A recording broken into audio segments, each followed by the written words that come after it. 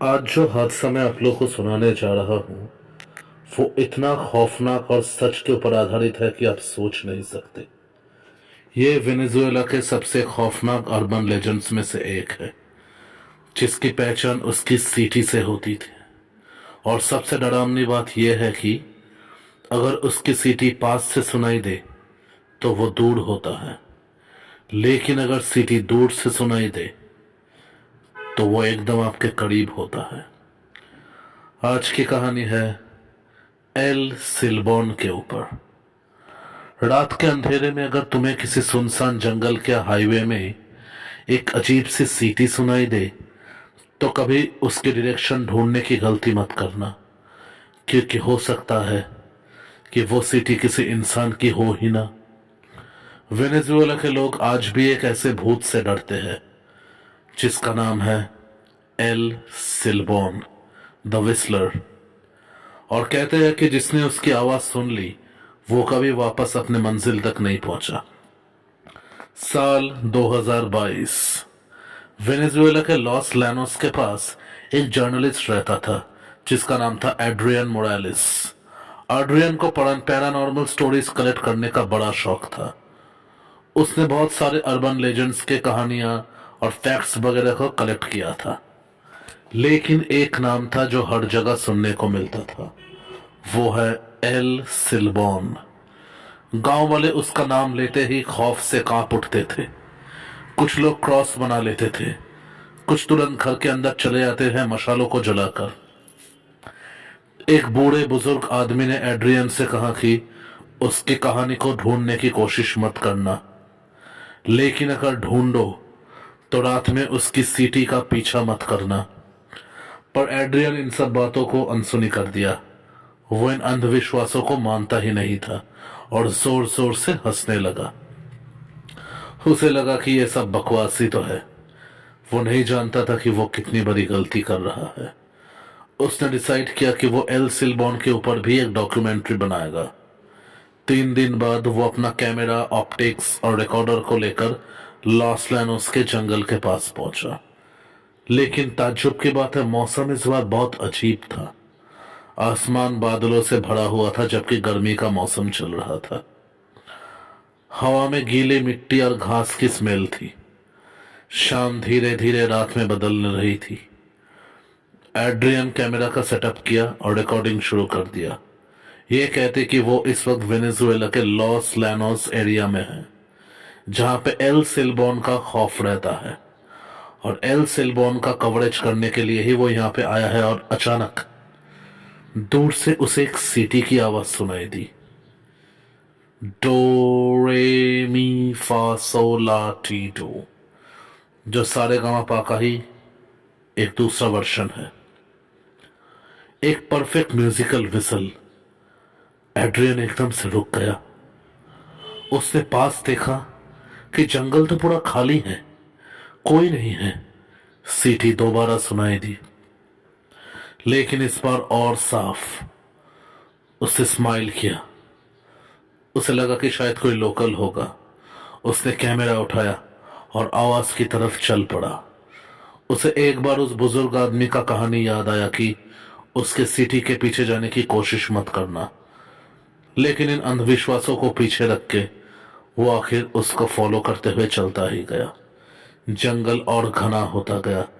पेड़ इतने बड़े थे कि चांद की रोशनी जमीन तक नहीं पहुंच रहे थे। कुछ देर बाद अचानक सीटी बंद हो गई। पूरा जंगल मानो एकदम खामोशी में डूब चुका था, बिल्कुल चुप। सिर्फ एड्रियन के मानो अपनी सांसें ही सुनाई दे रही हो। तभी उसके रिकॉर्डर में से कुछ अजीब से नॉइज आने लगे, स्टैटिक्स और कुछ क्रैकल्स भी। एक बहुत धीमी आवाज, जैसे कोई उसके कान के पास फुसफुसा रहा हो। Adrian, Adrian. उसने रिकॉर्डर चेक किया, लेकिन स्क्रीन तो पूरा ब्लैंक है। बैटरी फुल होने के बावजूद भी मशीन बंद हो चुका था, और फिर भी उसके अंदर से आवाज आ रहा था। एड्रियन के हाथ अब ठंडे पड़ गए। पहली बार कोई कवरेज करते हुए उसे खौफ का एहसास हुआ। उसने रिकॉर्डर जमीन पे गिरा दिया। तभी फिर से वही सीटी सुनाई दिया।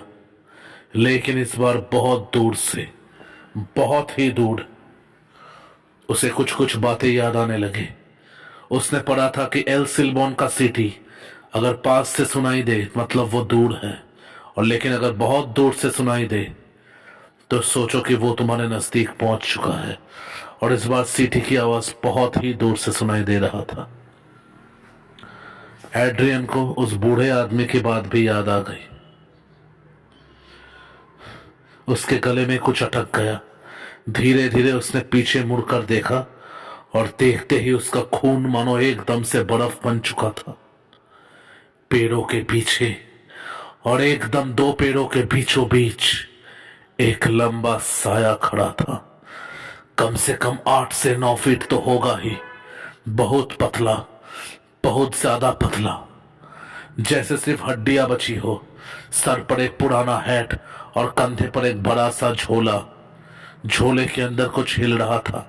खट खट खट खट आवाजें आ रही थी, जैसे हड्डियां एक दूसरे से टकरा रही हो। एड्रियन और जम गया। उसकी टांगे हिलने की कोशिश कर रहे थे लेकिन हिल नहीं सकते थे। वो साया धीरे धीरे उसकी तरफ बढ़ने लगा और हर कदम के साथ बोरियों से हड्डियों की आवाज और तेज होने लगी। खड़ खड़ खड़ खड़ आवाज एड्रियन के कानों के पर्दे मानो फाड़ रहे थे। एड्रियन अपनी सारी शक्तियों को एक करके वहां से दौड़ने लगा। कैमरा उसके हाथों से गिर गया। वो जंगल में दौड़ रहा था और उसके पीछे पीछे वो खौफनाक सीटी की आवाज उसको फॉलो कर रहा था। कभी पास तो कभी दूर, कभी बिल्कुल उसके कान के पास। साक्षात मौत उसके पीछे आ रहा था। उसे लग रहा था कि जैसे पूरा जंगल उसके साथ भाग रहा हो। और अचानक वो गिर गया। उसका पैर किसी जड़ में अटक चुका था। उसने पीछे देखा और इस बार एल सिल्बॉन उसके एकदम सामने था। उसका चेहरा पूरा जला हुआ था। आंखों की पुतलियां गायब थे और उसके चेहरे का मांस पूरा पिघल कर लटक रहा था। वो किसी इंसान का चेहरा नहीं था, सूखा हुआ एक काला चेहरा। और उसकी हल्की सी मुस्कान, उसके कंधे के बोरे से हड्डियां बाहर निकल रहे थे। एक के बाद एक हड्डियां बाहर निकले और एड्रियन ने देखा कि वो सारी इंसानी हड्डियां थे। एल सिल्बॉन धीरे धीरे अपना सर झुकाया और फिर से वही लंबी सी सीटी बजाई। लेकिन इस बार वो आवाज कान से नहीं, उसके दिमाग के अंदर सुनाई दे रहा था। एड्रियन जोर जोर से चीखने लगा। उसने उठने की कोशिश की लेकिन उसका शरीर उसके वश में नहीं था, जैसे किसने उसके रूह को पकड़ लिया हो। एल सिल्बॉन धीरे धीरे उसके ऊपर झुक गया। उसकी आंखें अंधेरे कुएं जैसी थी और फिर वो मुस्काया। अचानक जंगल में कुत्ते की भौंकने की आवाज आई। एक नहीं, कई सारे कुत्ते। एल सिल्बॉन का चेहरा बदल गया। पहली बार उसने डर दिखाया। उसने गुस्से में सीटी बजाई और एक हड्डी लेकर एड्रियन के सिर के पास एकदम से मारने के लिए आया और पेड़ों के अंधेरे में अचानक ही गायब हो गया। सब कुछ फिर से शांत हो गया। अगली सुबह लोकल लोगों ने एड्रियन को जंगल के किनारे से उद्धार किया, जिंदा। लेकिन एड्रियन पूरी तरीके से बदल चुका था। उसके बाल सफेद हो चुके थे, आंखों के नीचे गहरे काले निशान थे और सबसे अजीब बात, वो बोल नहीं पा रहा था। डॉक्टर को कुछ भी समझ में नहीं आया। लेकिन हर रात एड्रियन अपने खिड़की के पास बैठता था और हवा में देखते हुए एक ही चीज करता था, सीटी बजाता था। और 1 महीने के बाद वो हॉस्पिटल से कोई नामो निशान ना छोड़कर गायब हो गया। उसके कमरे में सिर्फ एक ही चिट्ठी मिला, एक पुराना बोरा और उसके अंदर इंसानी हड्डियां। डॉक्टर्स को कुछ समझ में नहीं आया कि एड्रियन के साथ आखिर हुआ क्या। उस दिन के बाद एड्रियन किसी को नहीं मिला।